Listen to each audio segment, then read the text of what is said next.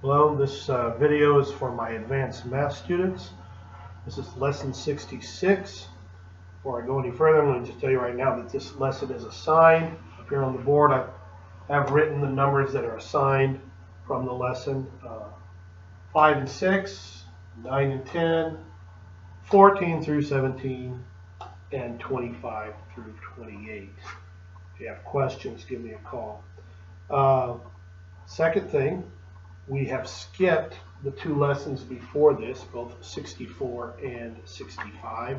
One of them is on matrix echelons, which we don't deal with.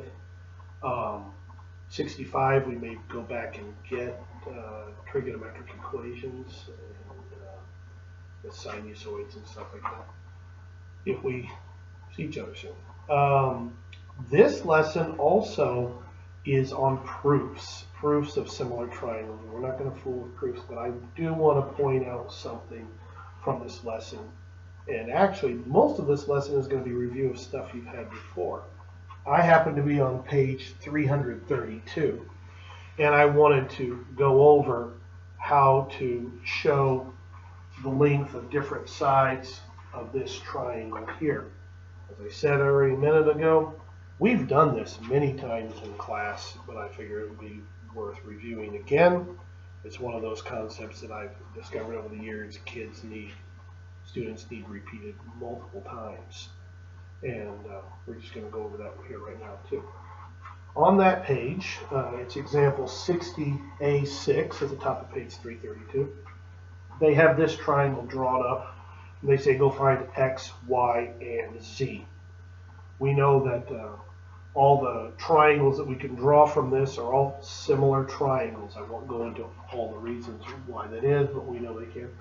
And the book has you draw up this left-hand triangle, this one that's hypotenuse of y and sides of x and 3, in the same orientation as the larger triangle, this one here. That's a very good way of doing it, but personally I would prefer to draw them differently. I don't like the big triangle. Just don't like the way it is. So I'm going to draw them in the same orientation as the left-hand triangle. You could draw them all in the same orientation as this right-hand triangle. I'm going to draw them all like the left-hand triangle, which has y, x, and 3. I will get two more triangles in the exact same orientation, the same configuration, set up the same way. I'm going to draw the larger triangle next, the largest triangle. Now, when we do this, you don't have to do this, but I found it helpful. If you will give each of these vertices a name, a letter. You don't have to, but it's good to, I think. So I'm going to do that now. I'm not going to pick X, Y, and Z. I'm going to pick some other random letters, A, B, C, D, whatever. L, M, N, O, P. It's 5 letters. Yeah, it's 5 letters. So whatever. Choose what you want. Let's just go with A, B, C, D. Does not matter where you start. I can call that one C and D. Most people would go A, B, C, D. Doesn't matter. Who cares? All right. But as I look at this left-hand triangle here, I see that it is triangle A, B, C. I'm going to label that right here. Now I'm going to go to the largest triangle of all, this A, B, D. As I look at it, I need to determine a couple of things. Let's go with the right angle. In this, the larger triangle, that angle B is the right angle.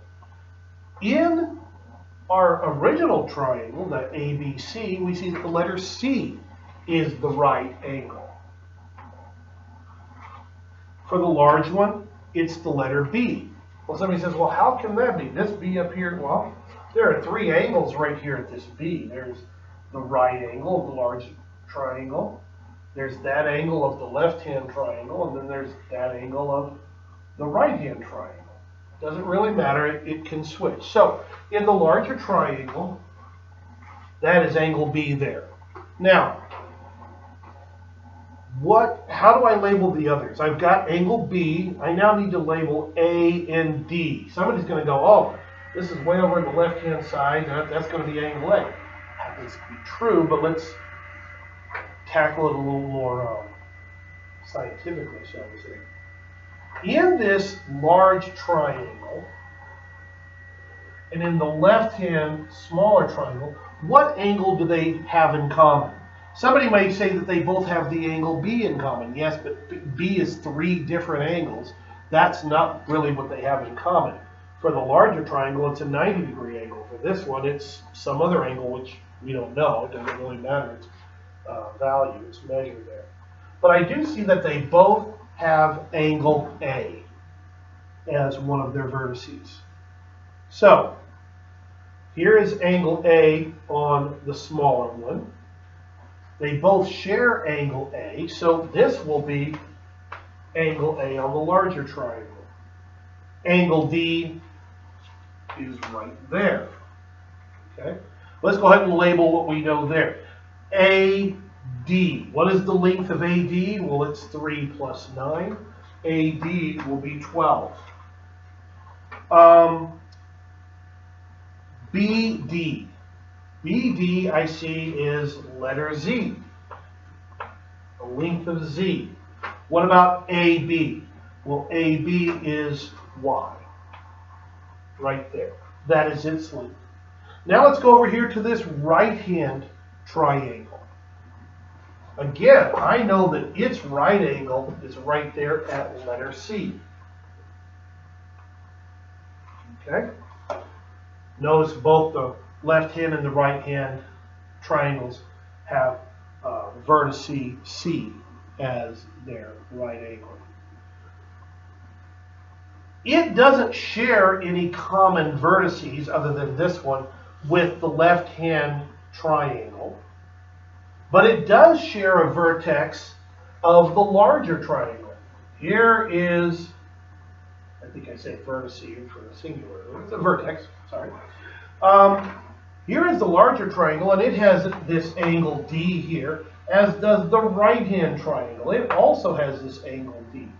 So over here, where I've drawn angle D on the larger triangle, that's where angle D is going to be on the smaller triangle, the right-hand triangle. Okay?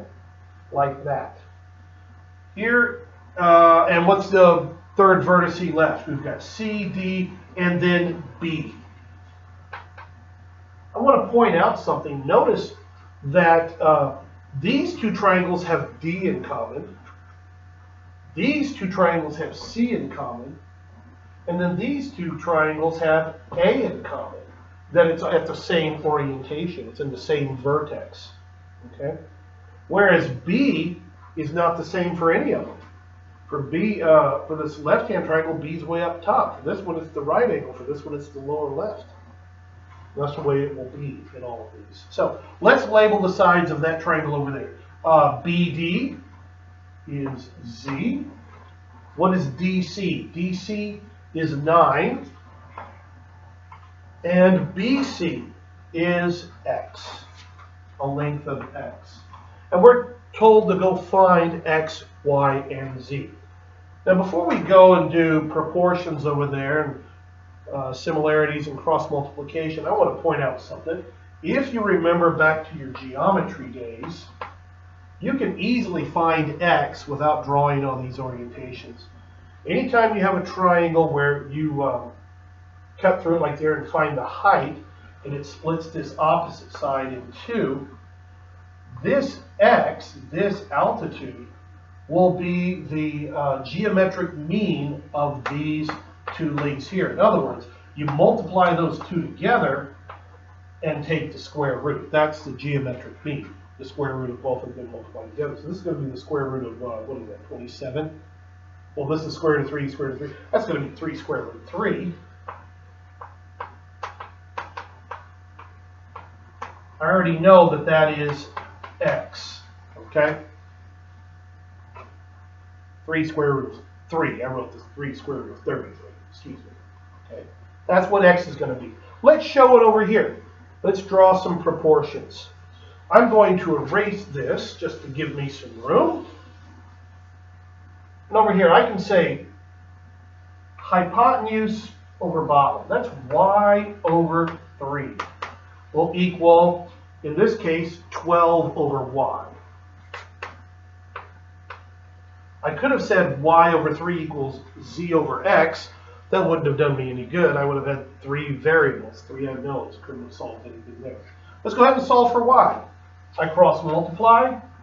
3 times 12 equals y squared. That's 36 equals y squared.